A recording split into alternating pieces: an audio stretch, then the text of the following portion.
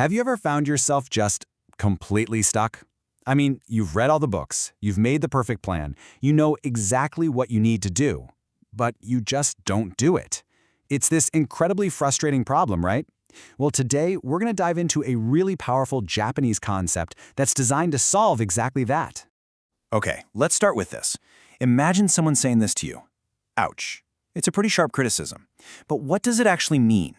It's basically saying that all your learning, all your theories, they're pretty much useless without something else.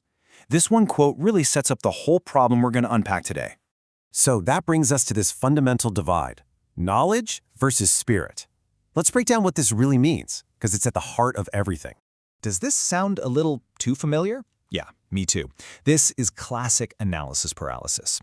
We get so wrapped up in preparing, in learning just one more thing that we never actually get started. It's like we spend all our time drawing this beautiful, perfect map, but we never take the first step on the journey. It's the huge gap between knowing the path and actually walking it. This chart lays it out perfectly.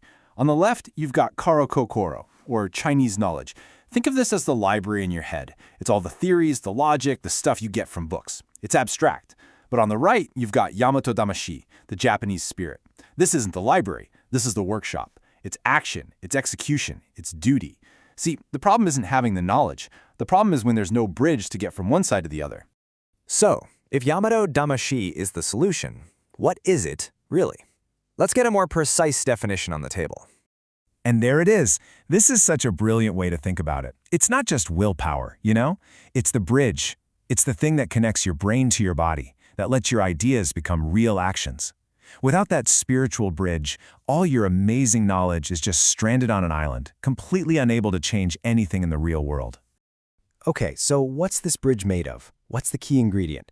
Well, it really boils down to this incredibly powerful idea, putting your duty over your emotion. It's that inner force that makes you act, not because you feel like it, but because you committed to it. This is the engine that makes Yamato Damashii run. Now, to see how this all works in the real world, let's look at a story that brings this whole concept to life. It's the story of a man named Tadayoshi. So Tadayoshi is the perfect poster child for having tons of Chinese knowledge. This guy could probably write a whole encyclopedia on military theory. He knows everything about the battle. But here's the catch. He's never actually felt the weight of a sword in his hand, never been in a real fight. He lives completely in the world of theory. His master doesn't give him another book. The test isn't intellectual, it's totally physical. He gives him a simple, direct command. Stand in the freezing river. That's it.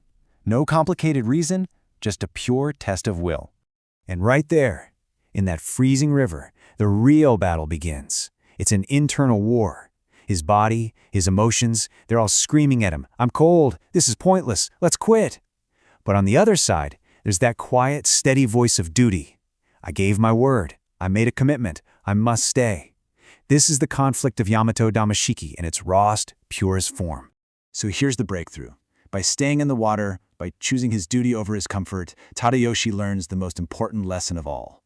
All the books on strategy in the entire world are worthless if you don't have the spirit to withstand a little bit of cold. He finally gets it.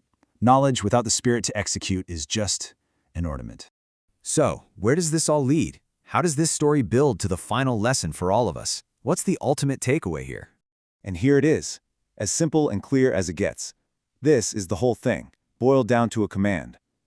All the learning, all the research, all the planning, it's only the first step. It's incomplete. The equation is only solved when you take action. Now, this is a fascinating twist. It's not saying that logic is bad, but it is saying that when your logic starts making all those clever excuses, "I'm too tired. It's not the perfect time. Maybe I'll do it tomorrow." Your spirit, your sense of duty, has to be stronger.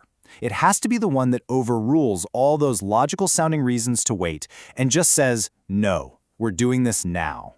And we end on the most provocative line of them all. Now, of course, this is a metaphor. It means stop preparing for the game and get on the field. Stop sharpening the sword and actually use it. You're going to get scraped. You're going to make mistakes. You might even fail. But that is where real progress and real knowledge is actually forged. So this all brings us back to one final thought, and it's a question for you. Think about that project, that goal, that change you want to make in your own life. You probably have the knowledge. you almost certainly know what to do. So the real question is, where is the bridge that you need to build between what you know and what you do?